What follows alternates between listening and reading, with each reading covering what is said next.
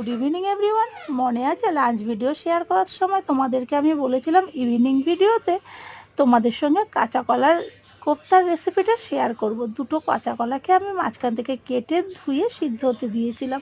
সিদ্ধ হওয়ার পর কাঁচা কলার গা থেকে চোকলাগুলো ছাড়িয়ে নিয়েছিলাম। তারপর কলাটাকে আমি লবণ দিয়ে ভালো করে মেখে ওর মধ্যে জিরের গুঁড়ো, ধনের গুঁড়ো, সামান্য লঙ্কার গুঁড়ো আর একটু মিষ্টি দিয়ে মেখে নিয়েছিলাম। তারপর হাতে তেল মেখে বড়ার আকারে এইভাবে কোপ্তাগুলো রেডি করে নিয়েছিলাম।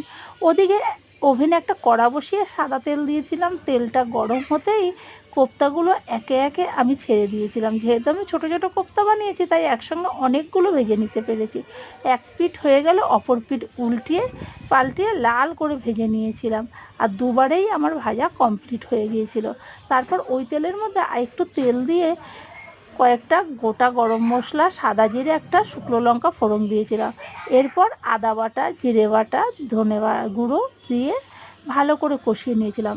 আর একে একে হলুদ গুঁড়ো, লঙ্কার গুঁড়ো দিয়ে ভালো করে নাড়িয়ে নিয়েছিলাম। আর সব শেষে টক দই দিয়ে দিয়েছিলাম।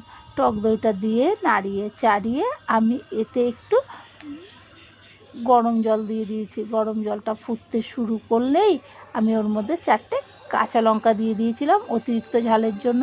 এরপর একটু লবণ, একটু মিষ্টি দিয়ে দিয়েছিলাম। তার কারণ টক দইটা স্কিপ করার জন্য মিষ্টিটা এখানে প্রয়োজন আছে। আর যখন নাকি ঝোলটা ফুটে গেছে তখন কাঁচা কলার কোপ্তাগুলো দিয়ে দিয়েছি। এরপর ঘি, গরম মশলা দিয়ে আমি এটাকে নামিয়ে নিয়েছি। আর রেডি হয়ে গেছে আমার কাঁচকলার কোপ্তা।